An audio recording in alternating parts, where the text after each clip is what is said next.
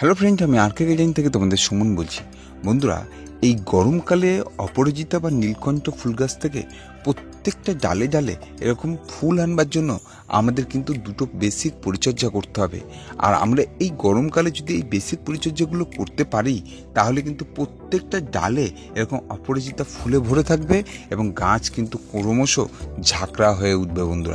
বন্ধুরা, গাছে ফুল পাওয়ার সাথে সাথে গাছকে বুশি করে তোলাও আমাদের কিন্তু খুবই দরকার, কারণ গাছে যত ঝাঁকড়া হয়ে উঠবে গাছ কিন্তু তত পরিমাণে ফুল দেবে। গাছে একবার ফুল হয়ে যাওয়ার পর আবার কন্টিনিউয়াস ফুল কিভাবে আসবে আজকের কিন্তু সেটাও তোমাদেরকে দেখাবো, যে এইভাবে পরিচর্যা করতে পারলে আমরা কিন্তু গরম জুড়ে আমরা কিন্তু সব সময় এই নীলকণ্ঠ বা এরকম অপরাজিতা ফুলের দেখা কিন্তু আমরা গাছ থেকে পাবো। বন্ধুরা, তো চলো আমরা দেখে নিই কি পরিচর্যা করলে আমরা এরকম কন্টিনিউয়াস গাছে ফুল পাবো এবং গাছ এরকম বুশি এবং ঝাঁকড়া উঠবে এবং সবুজ চকচকে থাকবে গাছ। ভিডিওটি তোমরা সম্পূর্ণ মনোযোগ দিয়ে দেখো, ভিডিওটি স্কিপ করে দেখো না, তাহলে কিন্তু পয়েন্ট মিস করবে বন্ধুরা। এবং যে সকল নতুন বাগানি আছো তারা চ্যানেলটিকে সাবস্ক্রাইব করে দিও এবং বেল আইকনটিকে অলে প্রেস করে দিও, যাতে নতুন নতুন ভিডিওর আপডেট। প্রথম পরিচর্যা হিসাবে তোমাদেরকে বলবো যে এই অপরাজিতা বা নীলকণ্ঠ ফুল গাছ কিন্তু পুরনো ডালে ফুল আসে না বন্ধুরা। তাই আমাদের গাছে একবার ফুল হয়ে যাবার পর বা গাছ প্রচুর পরিমাণে ঝাঁকড়া হয়ে গেছে, গাছে ফুল আসে না, সেক্ষেত্রে কিন্তু আমাদের গাছের ডালকে এভাবে পিঞ্চিং করে দিতে হবে। এটা যদি আমরা করে দিতে পারি, অর্থাৎ মাথার দিক থেকে যদি আমরা এরকম পিঞ্চিং করে দিতে পারি, তাহলে কিন্তু আমাদের যে সমস্ত নতুন ডাল আসবে সেই ডালে কিন্তু কুড়ি নিয়েই একেবারে আসবে বন্ধুরা। কারণ অপরাজিতা গাছের পুরনো ডালে তোমরা কোনো রকমভাবে হাজার রকম খাবার দিলেও সেরকম কিন্তু তোমরা ফুল পাবে না। তাই নতুন যে ব্রাঞ্চ বেরাবে সেই ব্রাঞ্চের প্রত্যেকটা ডালে ডালে তোমরা কিন্তু প্রচুর পরিমাণে কুড়ি তোমরা পাবে। তাই এরকম পিঞ্চিং তোমরা কিন্তু অবশ্যই এটা করবে যদি প্রচুর ফুল অপরাজিতা বা নীলকণ্ঠ ফুল গাছে পেতে চাও। বন্ধুরা, আমরা দ্বিতীয় যে পরিচর্যাটা করব, এই অপরাজিতা বা নীলকণ্ঠ গাছ কিন্তু ময়েস্ট মাটি পছন্দ করে। এরা কিন্তু খুব ড্রাই মাটি হলেই তখন কিন্তু পাতা ক্রমশ এরকম হলুদ হতে থাকবে বন্ধুরা। এবং এই অপরাজিতা গাছ কিন্তু পুরোপুরি রোদে রাখলে এরকম পাতা হলুদ হয়ে যাওয়ার সম্ভাবনা থাকে। তাই তোমরা 11টার পরে যে রোদ্দুরটা হয় সেই রোদে কিন্তু কোনো রকমই এই গাছ রাখা যাবে না। সম্পূর্ণ সেজ এরিয়ায় বা গ্রিন নেটের নিচে তোমরা কিন্তু গাছটাকে নিয়ে চলে আসবে, তাহলেই কিন্তু গাছের পাতা হলুদ হবে না, গাছ ঝাঁকড়া হয়ে উঠবে, গাছ ভালো থাকবে, সুস্থ থাকবে এবং গাছে প্রচুর পরিমাণে ফুল তোমরা তাহলে কিন্তু দেখতে পারবে বন্ধুরা। এইটাই হচ্ছে অপরাজিতা গাছের বেসিক পরিচর্যা, এই দুটো। এবার আমরা কি খাবার প্রয়োগ করব চলো দেখে নিই। বন্ধুরা, আমরা একটা এরকম পাত্রের মধ্যে 500 ml এর মতো জল নেব এবং প্রথম যে উপাদানটা আমরা মিশাবো সেটি হচ্ছে NPK 05234।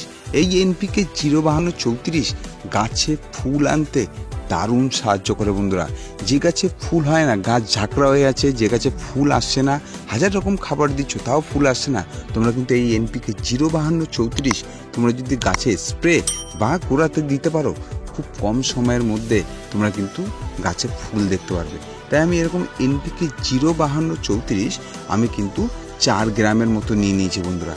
4 গ্রাম আমি NPK 05234 নিয়ে নিয়েছি বন্ধুরা। এর সঙ্গে আরেকটি যে উপাদানটি নেব সেটি হচ্ছে ম্যাগনেসিয়াম সালফেট। বন্ধুরা, ম্যাগনেসিয়াম সালফেট এই কারণে নিচ্ছি যে এখন প্রচণ্ড গরম চলছে, এখন গাছের পাতাকে আমাদের মেন ঠিক রাখতে হবে।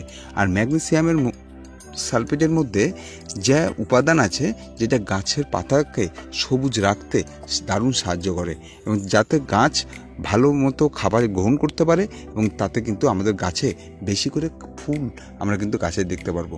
তাই গাছের পাতাকে ভালো রাখবার জন্য আমরা এরকম ম্যাগনেসিয়াম সালফেট আমরা এরকম নিয়ে নেবো 4 গ্রাম।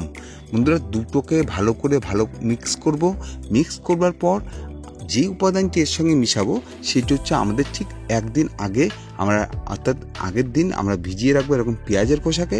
এই পেঁয়াজের খোসা 500 ml এর মতো জল নিয়ে আমরা কিছুটা 1 মুঠের মতো পেঁয়াজের খোসা ভিজিয়ে সেই জলটাকে আমরা এর সঙ্গে দিয়ে দেবো বন্ধুরা। গাছে দারুণ পরিমাণে ফুল আসবে, গাছের প্রত্যেকটা পাতা থাকবে সবুজ, গাছ কিন্তু খুব কম সময়ের মধ্যে ঝাঁকড়া হয়ে উঠবে বন্ধুরা। এই খাবার তোমরা প্রত্যেক 10 দিন বা 7 দিন অন্তর যদি একবার করে দিতে পারো, তাহলে গাছে ফুলের পরিমাণ আরও কিন্তু বাড়তে থাকবে বন্ধুরা। বন্ধুরা, যে সপ্তাহে তোমরা ওই খাবারটি দেবে ঠিক তার পরের সপ্তাহে এরকম NPK 0050 তোমরা 4 গ্রাম নিয়ে ভালো করে স্প্রে করে দেবে গাছে। এই দুটো খাবারকে অল্টারনেটিভভাবে তোমরা যদি দিতে পারো, প্রত্যেকটা ডালে তোমাদের কিন্তু গাছে কুড়ি চলে আসবে। বন্ধুরা, আমরা টবের মাটিতে বিভিন্ন রকম জৈব এবং রাসায়নিক খাবার প্রয়োগ করার ফলে আমাদের কিন্তু অনেক সময় টবের মাটি কিন্তু পিএইচ প্রবলেম হতে থাকে। টবের মাটির পিএইচ প্রবলেম যদি আমরা ঠিক না করতে পারি, আমরা হাজার রকম খাবার দিলেও গাছে ফুল আসবে না, গাছের বৃদ্ধি ভালো হবে না, নানা রকম সমস্যায় কিন্তু পড়তে হবে।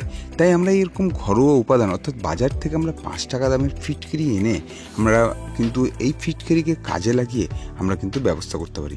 এই ফিটকিরিকে গুঁড়ো করে আমরা ঠিক হাফ চামচ নিয়ে নেব, 1 লিটার জলে হাফ চামচ নিয়ে আমরা ভালো করে গুলিয়ে আমরা যদি মাসে একবার করে প্রত্যেকটা টবের মাটিতে আমরা দিয়ে দিতে পারি, তাহলে কিন্তু আমাদের এই মাটির পিএইচ প্রবলেমটা কিন্তু সলভ হয় বন্ধুরা।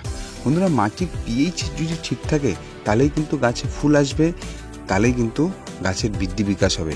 তাই আমরা বিভিন্ন ধরনের খাবার প্রয়োগের সাথে সাথেও আমাদের কিন্তু এই পিএইচ প্রবলেমটাও কিন্তু ঠিক করতে হবে। এবং এই ফিটকিরি দিয়ে গাছের নানা রকম ফাঙ্গাল প্রবলেম আমরা কিন্তু সলভ করতে পারবো।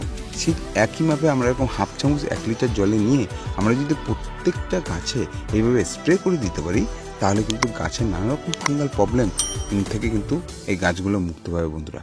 এইভাবে তোমরা যদি নীলকণ্ঠ বা অপরাজিতা ফুল গাছের পরিচর্যা করতে পারো, তোমরা কিন্তু গাছ যেরকম সুস্থ থাকবে, ভালো থাকবে এবং গাছে কিন্তু কন্টিনিউয়াস ফুল তোমরা দেখতে পারবে বন্ধুরা।